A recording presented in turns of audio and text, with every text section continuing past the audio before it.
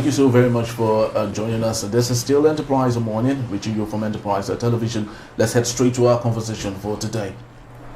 The federal government has approved a major reform of admission requirements for all tertiary institutions to make access to higher education more inclusive and flexible. The new policy, championed by the Education Minister, Dr. Tunji Alausa, aligns with the President Bola Tinubu's renewed hope agenda and aims to remove long-standing barriers that have prevented many qualified candidates from gaining admission. Very true. Dr. Alausa said the reform became necessary to correct outdated entry rules that excluded many capable students. With over 2 million candidates taking UTME yearly and only about 700,000 admitted, the new guidelines update requirements across universities, polytechnics, colleges of education and Innovation Enterprise Academies, IEAs, while maintaining academic standards. And also under the new rules, mathematics is no longer compulsory for arts candidates, but remains required for science, technology and social science courses.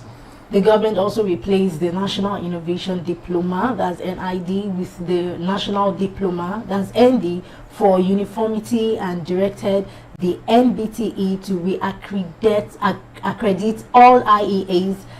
The reform is expected to create room for an additional 250,000 to 300,000 students annually. Wow. Very big expose there. Yes. But let's get talking. We'll still have Barrister Francis Ofeli. Barrister, speak to us on this. I truly do not know what Dr. Tunji Alausa is always thinking about. You know, the reason why every student is required to pass through mathematics and English is there's a reason for it. Now, for mathematics to be exempted because you are studying art, does it really make any sense here? No, it didn't say. They say it's still a requirement. What I mean is, it's no longer an entry requirement for those studying art at the university. Not like it's not mandatory. But it is no longer, which means an entry requirement. So which means you can as well not have it and you can gain admission. Yeah, you can gain admission without it. But maths and English is still compulsory. I don't understand. Let's go for someone who has a WAEC, who comes up with this WAEC now. Yes. So does it mean the person necessarily does not need to have mathematics there and can gain admission? Yes, for art courses. Courses in the arts will mean courses like English literature. Yeah. Be like maybe those who want to study law, Yes. philosophy, yes, core arts, theater arts, humanities. Yeah, that the art, the core art. That's what I'll say. Before now, every school will tell you that maths and English is compulsory to start with, whether you are going for pure art courses, whether you are going for science, whether you are going for anything, maths is compulsory. And if you don't have it, you will not get admission. But don't you think maths is important? It's important because mathematics elevates reasoning. Exactly. You see, it's just that some persons will, most times, you go through schools that do not have the right kind of maths teacher. Otherwise, what mathematics can do to the brain of a child, it can elevate a child to reason like an adult. Yeah. To reason clearly, logically, and even communicate effectively. You understand? It had the capacity to expand, your horizon, and so it's critical. So the proponents of that compulsory mathematics knew exactly what they were doing when they said maths and English is compulsory. Sometimes there are schools, extramural classes where they offer only maths and English, because if you get your maths and English right, every other subject seems to be queuing around them. And if you look at even the world of engineering, invention, science, and all that, mathematics is the foundation.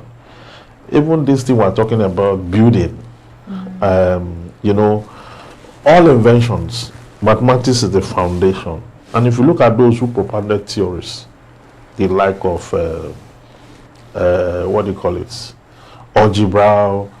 These are people. Algebra. It's Arabic from the Middle East. Pythagoreans. And the rest of that. Calculus. These are human beings. Okay. And because even Leonardo da Vinci, yes, the great sculptor and fine artist, yes, equally understands mathematics. He's a mathematician. Yes, mathematician. The Master of Rules in law, Lord Denning, the best judge that ever existed in this world, was a mathematician. He was a mathematician before he went to study law and became a judge in England. And when you read his judgment, you will see the element of mathematics logic running around his thought. You understand? So is a critical subject that should have endured. But you know, our politicians are lazy people. They are not people who sit down to think through policies. You see, in the days of yore, before you come up with policy, they will act just like when Nebuchadnezzar was to change the pattern of governance. He sent the people to go and get the Hebrew boys. He was clear. He said, those who are good in mathematics, literature, politics, and policy, bring them to me. That was how they brought Daniel, Shadrach, Meshach, and Abednego. They were the one who sat down. In the days of yore, if you want to come up with policy, you bring philosophers, you hand over you just speak, just tell them what you want. This is what I'm looking at. They will take it in and go and refine it. They will give you the blueprint, the workability, and the outcome, and what society would look like if we implement all this. But what we have today in governance are these people are not that, because now those who are running away from mass, they have been they've been giving them a stamp. The government are giving them. I know that you don't necessarily need it for pure art courses. I know you don't need it. But someone who is doing economics, you don't escape maths. Yes. No, economics is not pure art. It's not pure It's art. social sciences. Yeah. You need maths there. Business administration, you need maths. You must have maths for those ones. Okay. If you are going for theater arts, you are going for law, you are going for mass communication and the rest of that, you may not necessarily need it. But that is not to divorce it from foundation. Exactly. That's what they call foundation. I mean, when we started school then, at the lowest level, the first thing they teach you is the alphabet and the numericals. Yes, because that's the foundation. That's where you start from to develop your mind. You understand? Then before they start to introduce you to other steps of it, then they introduce you to arithmetic. Arithmetic is the basics of it. That's when you begin to understand what multiplication is, subtraction, and all that. They begin to teach you all those ones. Then by the time you leave primary school, you get into GSS1, you start to look at things like factorization, you start to look at things like simplification, you look at things like set. When you by the time you pull through there, you cross to the higher institution. Now they now tell you that you need to get 4-figure table.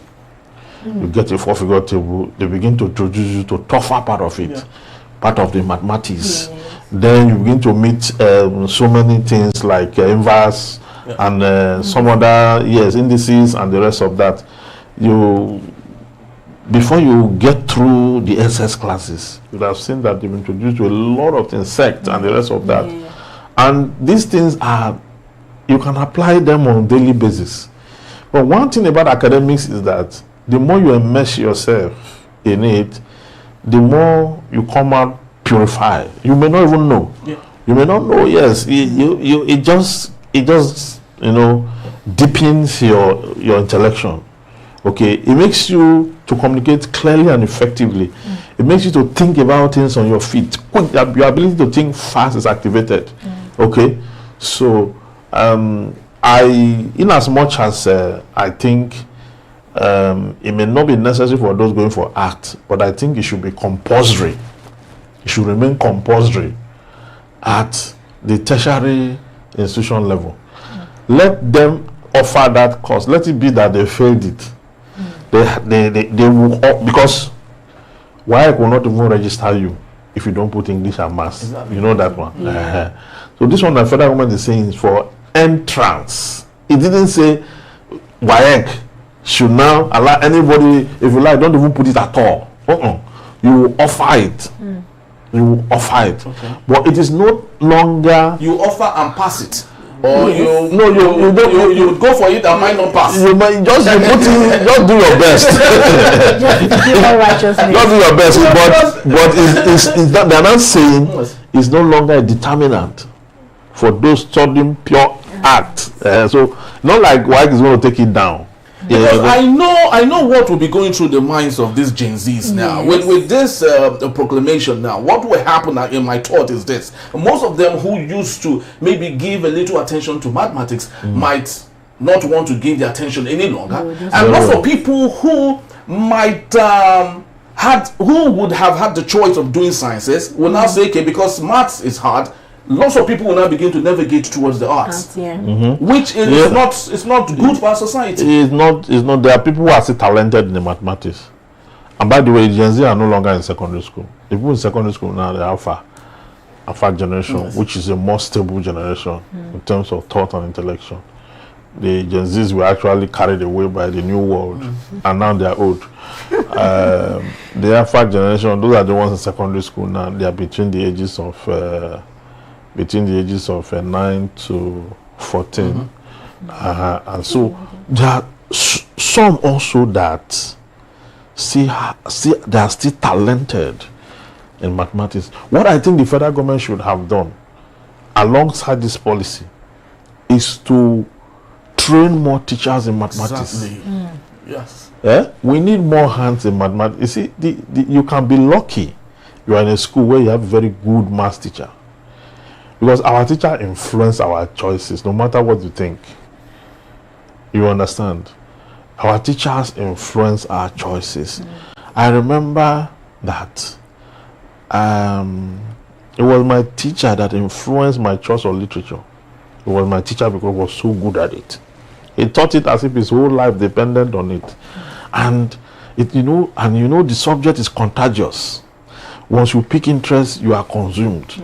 So some mathematics teacher, they can do mathematics in a way that will be so interesting. Some of them, when they teach it, people will be dozing off and be sleeping in the class. Some will come and tell you that it is the best thing that happened to humanity, mathematics. And when they paint the picture for you, and they will make it interesting, and once the interest is, you understand. So I have a niece that studied mathematics. I know how deep she communicates because of that subject. So it's important. All philosophers, from Thales to Aristotle to Socrates to Ernest Fernandez to Academus, they were all mathematicians to start with. You understand? Because numbers don't lie. If it's wrong, it's wrong. Mathematics is like the Bible. If somebody died, the Bible says the person died. If he's sick, you say he's sick. If he's honest, mathematics is honest. You understand? 1 + 1 will remain 2. There is no trick. That is universal truth. You understand? And so these influences, we are supposed to train more teachers in mathematics, maybe, and then give them incentives. Give them incentives so that this subject doesn't die off like that. Improve on it. You understand? There are subjects that when they are dropped as compulsory, it may not even make headline. You understand? But there are subjects that you drop and say, what did they say? What did the government saying? Drop this? No. People will start to discuss it. People start to talk about it. It's like when they drop history, it was as a result of public outcry that they brought back history. And when they dropped history, I was wondering, because I used to be a very good history student, and I was wondering, why would you drop history? History is like, so you want to give birth to children that don't know where they're coming from, don't know where Nigeria has been before, and so many, especially the current Gen Zs, it was at their time, at their prime, that they took up that subject. That's why many of them cannot talk about Nigeria. Many of them cannot. Our own generation, it was almost, they will tell you that you must pick one between government and history. It's a must. You must pick one. If you pick government, you're still going to touch on history. If you pick history, you touch on government. So they made it compulsory. I offered both. You understand? I needed to know what has happened before now and where we're going to, so I could make informed decisions. So this is a policy, okay? Let's see how it goes. But for me, I think the National Assembly should summon the Minister for Education to come and throw more light why should this be? Because if it's a National Assembly that is sensitive and very conscious of what is going on in our schools, that call will be made. But I don't think this our National Assembly is the National Assembly that have that vibe, that push. I mean, it's a National Assembly where many of them are not even attentive.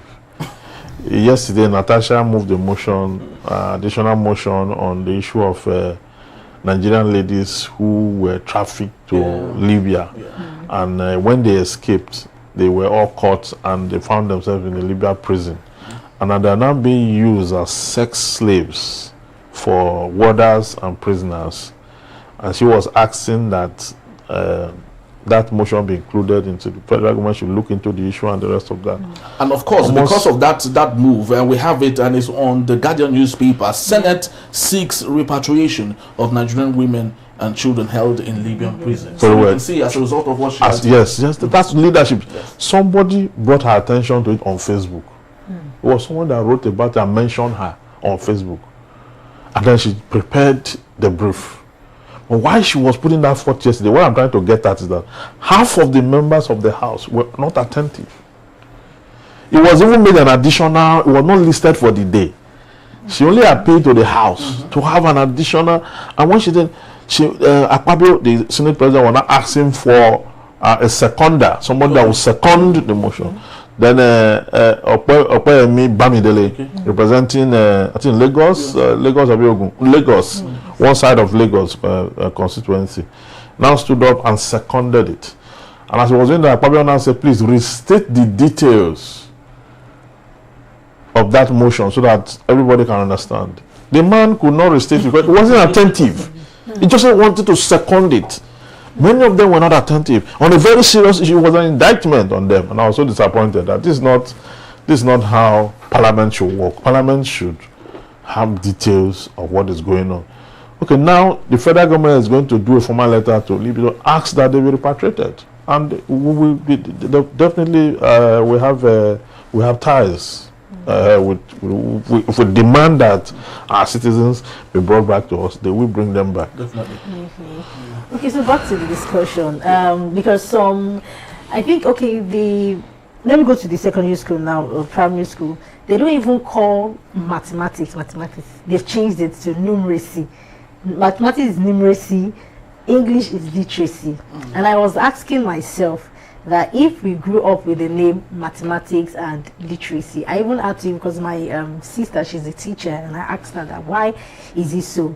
Then she said it is mathematics. They had to change the I don't know, maybe their structure, their syllabus or whatsoever, to numeracy, because these children, they are really growing, and they said, according to what she said, they don't want to really bombard them with too much work. I don't know how she, like the way she put it, even for the literacy too. So back to my question here. Now, removing mathematics, right, for art students, producing more specialized and confident graduates in the humanities. Now, do you think when we remove mathematics for this student, that's for art students, will it produce more specialized and confident graduates in humanities? Well, this thing you talk about, confident graduate and the rest of that, is purely based on the exposure, the academic, social exposure of a child that determines how confident the child is. Yes. It's not just academics. Academics, social behavior, social standard, exposure. Yeah. Okay, information and all that. Okay. And if you notice, people who know very well, who know so much, tends to be confident. If you know so much, sometimes even children and students are caught up with overconfidence. Yeah. Okay, so it's a condition of exposure. Yes, being confident is exposure could mean academic exposure, it could mean social exposure, it could mean exposure in its totality. So I am not sure whether removing maths would deflate on intelligence or improve on intelligence for graduates. You understand? Because it's not just maths. Maths is just one part, one minute part of the total workload that a student had to cover before he can pass one level to the next level. Okay, so when you put everything together, the absence of maths may not necessarily impede a child's confidence, but mathematics is critical. It's critical for the work it does to the brain, but what it does to the human spirit. Okay, yes, it makes you calculative. You understand? So even when you want to spend money as a student, you begin to you apply mathematics to see how you can sustain yourself. So mathematics is self-sustaining. It's far-reaching. It's not a subject that should be taken off just like that. I really do not agree that you just plug it down just because I did art in school, I did mathematics, I wrote mathematics my work, I did everything. As much as I was not a very vast student of mathematics, but I followed up to the point to the best of my ability. And that is how it should be. Because taking it off now will mean that people who are looking for the easy route are just looking for anything where there will be no impediment. They will just want to, they will now find comfort. You understand? Not to try at all. There are people who didn't like maths when they're in primary school. When they got to secondary school, they picked up. They now understand it. Because no matter what it is, there's nothing a human being cannot understand if you give it time. Whatever if you see that mathematics that you say you didn't know when you were in secondary school, if you give it 2 hours every day for 5 years, be professional. Yes, you will teach it like something is, you will know it, because the brain is adaptive to anything that you give your time to, anything you devote time to. You will master it so well. That's what it is. Okay. All right. So just before we wind up for today, Barrister, my last question to you is this: as much as we appreciate the arts and humanities and all, there's this maxim in advertising: follow the consumer. Right now, the world consumption is tilted towards artificial intelligence. In China, for example, they give grants, unlimited grants, to kids who want to study science and technology, maths and STEM. all that, STEM and all. In the United States now, there are deficit of that.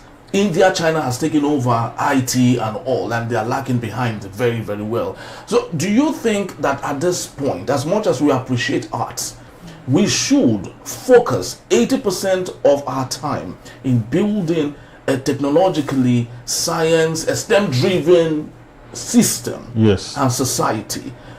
Or we should just allow things be the way it should be? People who want to do art, people who want to do science, no policy, everyone just do as you will. That's why I'm surprised at this policy. Because where the world is now, it is STEM, science, technology, engineering and mathematics.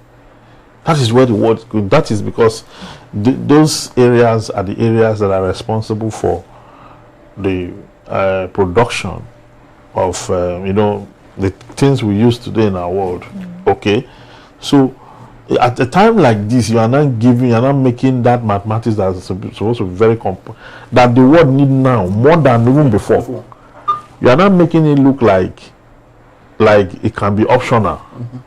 Like for the arts, it's enjoyment. For the arts, poetry cannot put food on the table, especially in Nigeria. In America, you can gather people, do poetry, and give you money, recite incantations, and just give you money. But in Nigeria, you recite anything you recite, you go back to, you understand, even in so many other countries.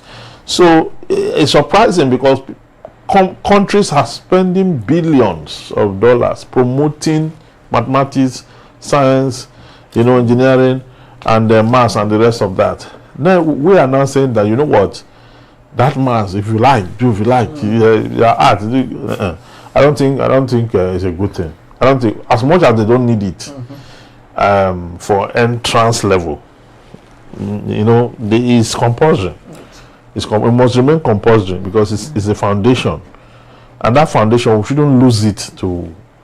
And the fact that there's no conscious policy on education generally, It's only when they just pick one thing and throw. The other time they say 16 years. They are 16 years. You know, don't go and don't write exam. Jam say those who are underage. When they were buying the phone, filling it and putting it, they were not underage. Now you are not saying their results must be 300 plus because they are under. So to show that they are extraordinary students. Why are you doing that? Why are you doing that? There should be no discrimination. So the fact that there's no comprehensive educational policy is the reason why the National Assembly should summon this man. It's not education is not cherry picking. Just go anytime you like, you pull one thing. Anytime you like, you pull one thing there. Give us a blueprint of how you intend to transform our educational system in Nigeria. Don't be picking. Don't be saying maths is now out. This one is now jam, WAEC, NECO. Give us, write a policy document for us stating how you intend to transform the educational system and reposition it, you know, because this term issues the part of the UN policy on sustainable development goal. Okay, how do you intend to transform? That is the question we will be asking the Minister for Education, and not this thing they are doing. All right, of course, we have to give it up to brands that have promoted maths. You remember Cowbell Mathematics Competition? You know, when I watch those young stars, you know, just before the person asking the question would finish asking the question, they have the answers. There is nothing those children cannot achieve. So imagine the level of thoughts of those young stars between 14, 15, 16, and they're doing awesomely well. And here we have a doctor and nephrologist who should know better, and not, allowing this work is actually very disturbing. Thank you so very much, Barrister, for being here. It's my pleasure. I appreciate you. All right, that's just about the time we have. We'd love to say thank you for making this a day. Please do well to follow us. You can read up on everything we've talked about today when you visit us at enterprisetvnews.com. You may equally re-watch when you visit us at Enterprise TV 7. I am Henry. And I am Kende. Have yourself a blessed day. God bless Nigeria. God bless you. And stay tuned for other entertaining and informative program coming on Enterprise Television. Bye-bye from us.